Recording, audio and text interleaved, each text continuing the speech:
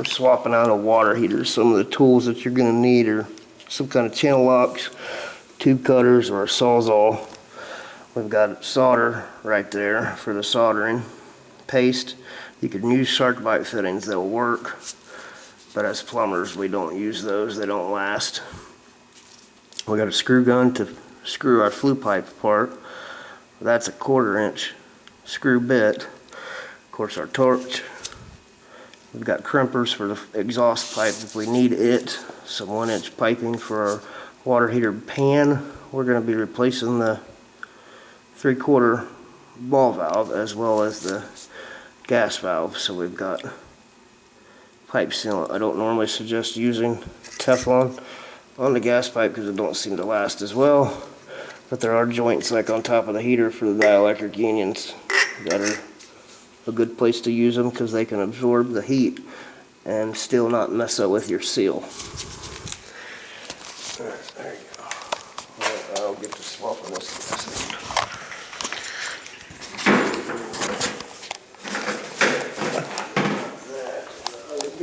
We've got on the top, right? Yep. Now we've got somewhat of a dry spot. Now we could use our pad. Grab it real quick. Yep. And I did dry that off too, so that way it's not gonna get the dirty water everywhere. I'm not gonna get too close because we're still dripping, and I don't. Perfect, no worries.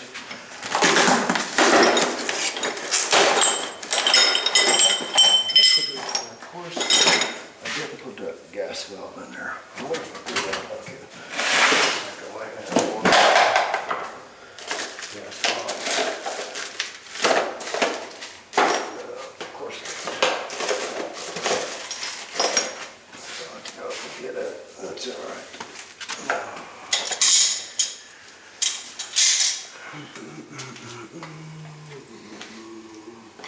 One last thing.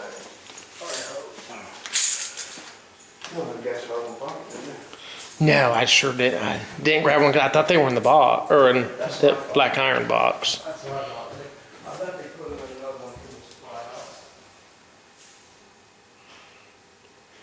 Maybe you can go over and clean that.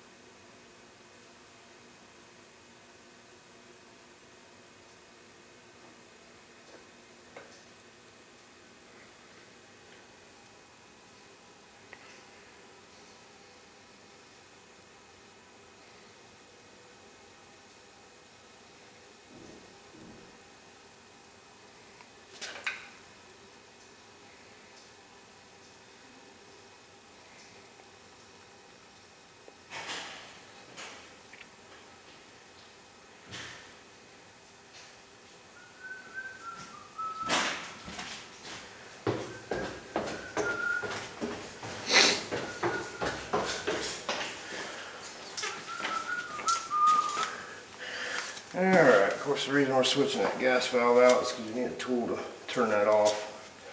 Code requires us to have the newer ones that you turn off with your hand.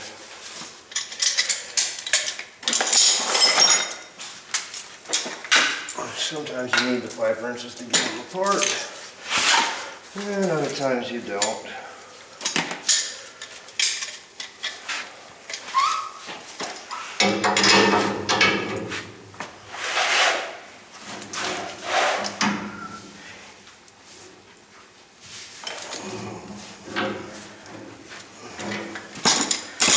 Supposed to put galvanized in, but if it's existing, we're allowed to keep it. We just can't put no more galvanized in the gas piping. Because they want to make sure that it's black iron because the galvanized rusts. I got a coarse thread there too. It's gonna end up coming out on me. So I wonder if I ought not just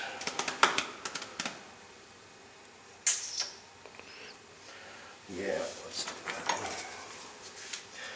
I'm gonna put a coupling on in a 90.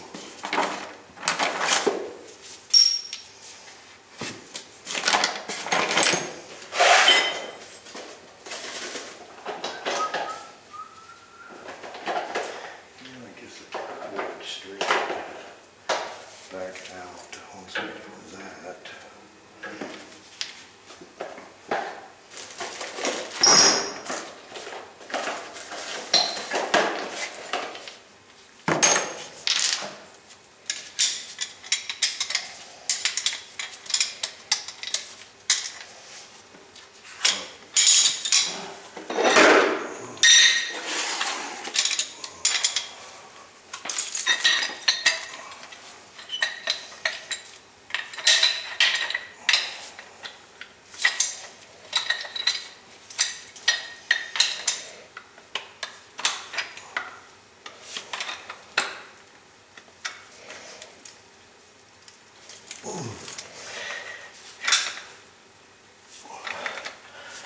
That was in there. I'm glad I had the pipe wrench for it. These close threaded nipples aren't allowed to be used in the gas line. I've got one right here, so we're going to remove it too. They get thin through the years. Heck, they're thin from start because they have threads all the way through them. We'll pre-assemble our valve so that it's ready when we put it on.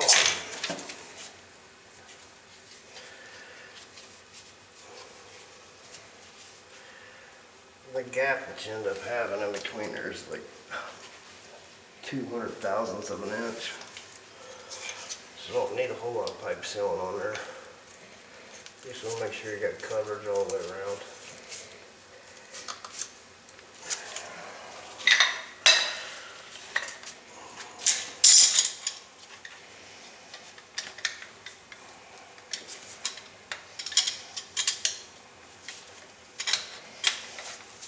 You'll use that bucket to sit down on that.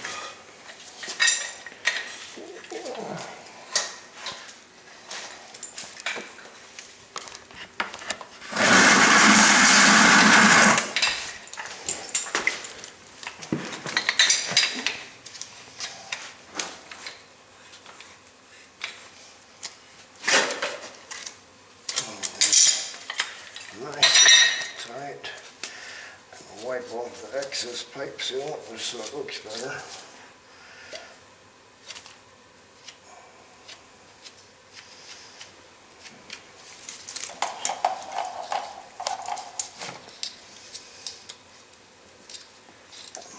Get it all prepped.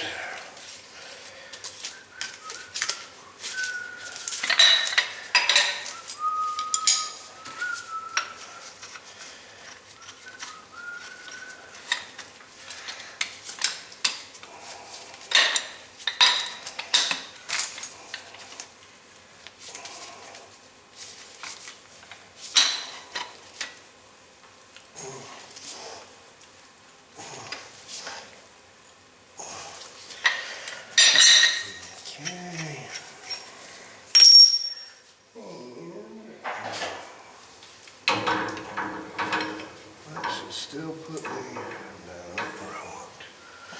Not where I want to be. Come out a little bit further. There. I'm trying to go off of that circle right there so I know about the size of the heater. I guess I could have measured it prior to.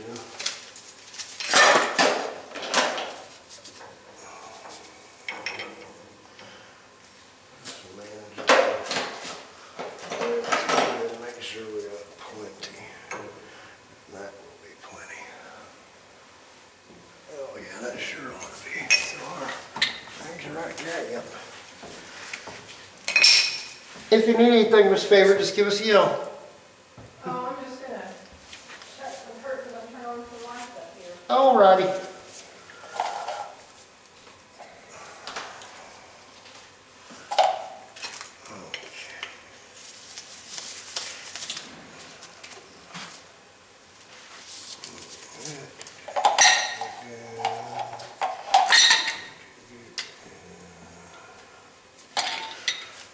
got everything created, pre-created. Gas is off here, but on back here. Don't suggest this for everybody.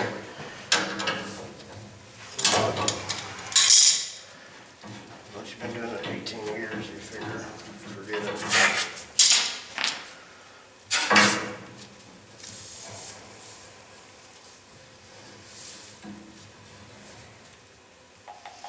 Barely get it started.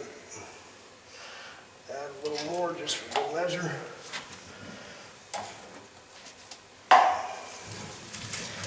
And you just change the gas valve with the pressure on.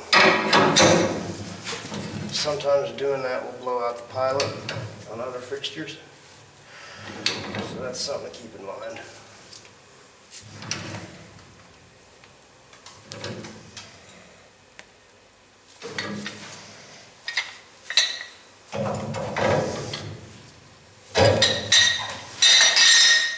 Okay.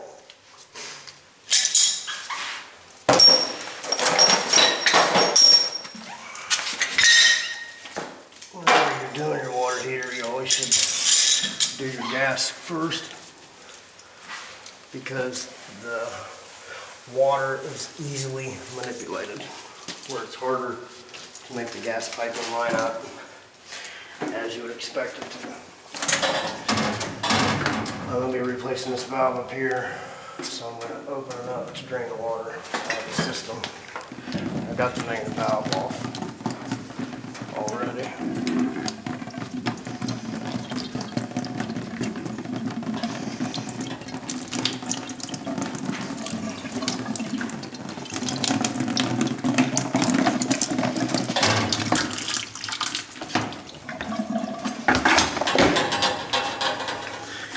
This one happens to have a drain valve in here, which I'm going to use.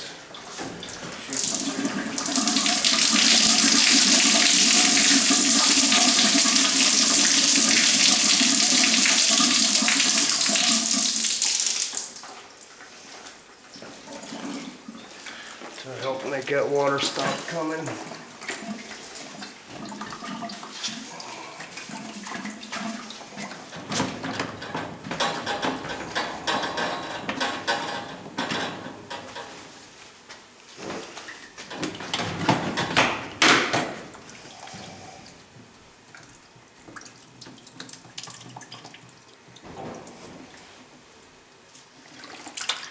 Okay.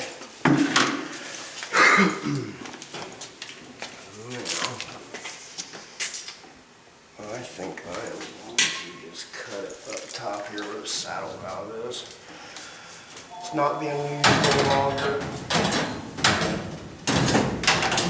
The saddle valves are always a problem. They don't shut off like they need to. They get lined up. So I'm just going to remove it so that it's not here for a problem in the future. And scramma. Heck, there was a joint right there about ready to blow out. Heck, you can see how lined up it is on the inside of that line. The pressure's already been reduced. And right there at the end of there, so. Probably wasn't doing as good as it could have been doing anyway. That may have been why they shut it off.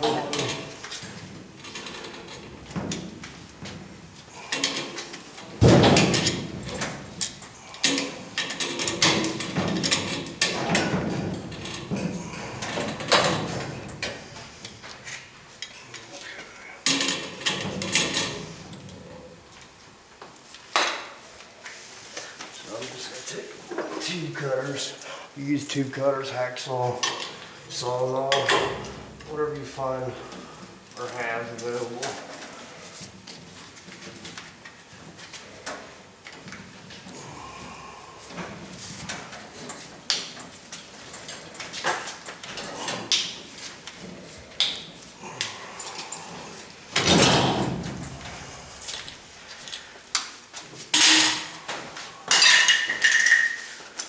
Okay, the key to getting good solder joints is getting good pipe, clean pipe.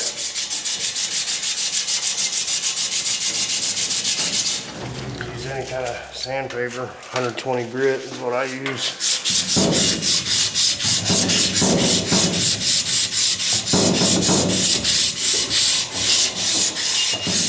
SOS pad.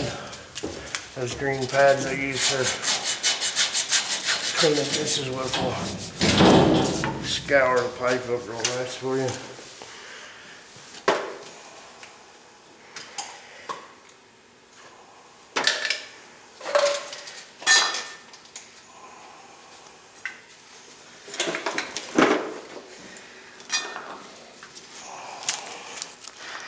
I just want to stir your paste up, and some of the active chemicals will go to the bottom. This is dripping a lot of water over here, is that right? I end up having, it started coming out on me pretty quick over here when I started fooling with it, so I went over, the quickest way was for me to go over and just open that up to relieve the pressure off of it some more. But I'll make sure that I get that cleaned up for you so that you don't have to worry about it. Right. Some people put the ball valves to the sides and one to the front. It's all style. Don't really matter. As long as you can turn it off and on.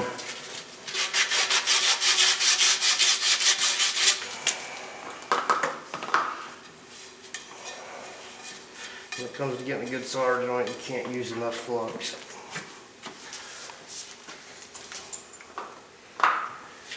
When I started plumbing, I'd only put it on one of the fittings, and it would work. Then I started doing the construction, having to test the water lines. I found it's a lot better to put it on both sides. Hopefully when we heat this up, it don't want to fall out. Let's see if we can do something.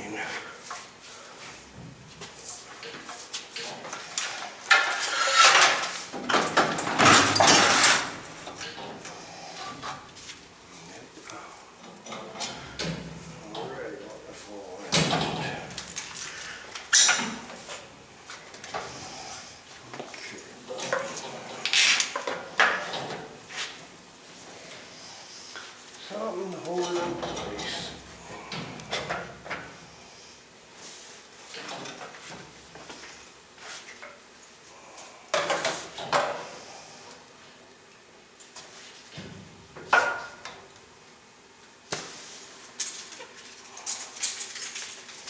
Once the solder starts dripping, you know you got it packed full. They say the solder goes toward the heat.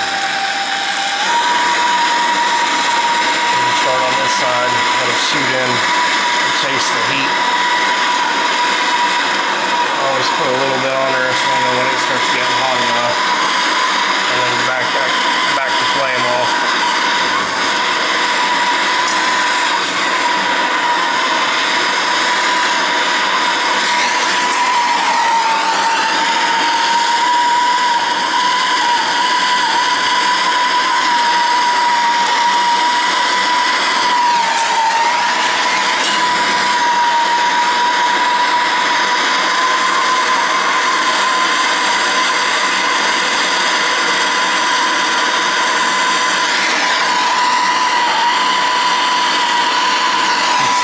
Solder kind of sucks in there because of the flux.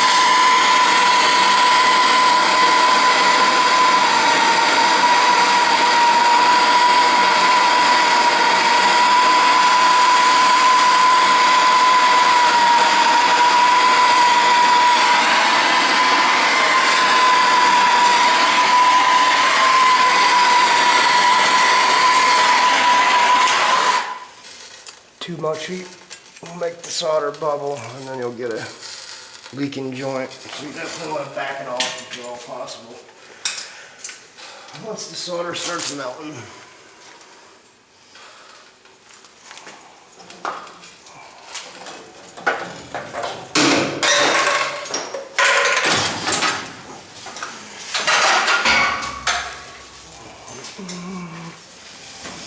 just like wiping them off while they're still nice and hot to get all that flux off there, because it'll turn the pipe green. Even if it's a brand new joint, brand new fitting, all that. That flux is corrosive. Alright, so now I'm going to get a measure height I come up with. What was my measurement we had? 60, It was 58 plus the brick. it was. It was 58 or 59 before the brick, I believe. Push it up, get a, I guess I don't push up near as much. And we're gonna go up to 63 on this one.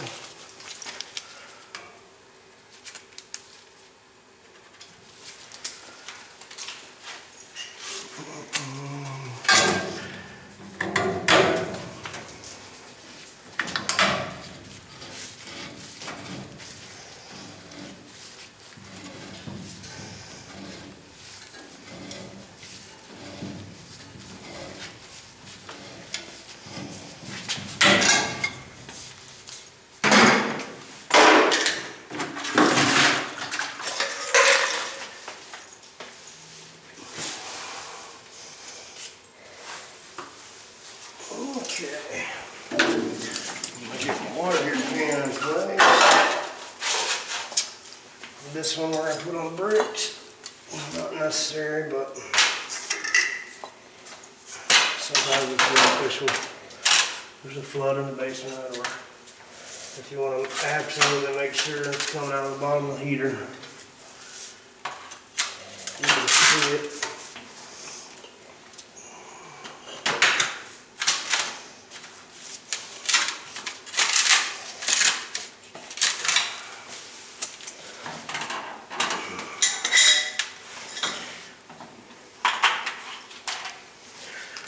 On our dielectric unions, you can use female adapters. If you do, you have to use Teflon, or you have to pre-solder your fitting. We put the Teflon on there. The dielectric unions, I used to use pipe sealant, then I went to a phase where I done both of them. The dielectric with the Teflon's plenty good. There's certain thicknesses of Teflon. This one's a little more heavy duty. Let's just get a bunch on there. But yeah, you still want to be able to see the threads when you're wiping on.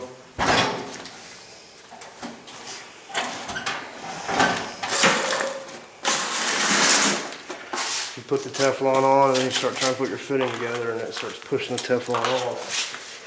You've got it twisted on the wrong direction. And you can still make it seal, but maybe a little harder.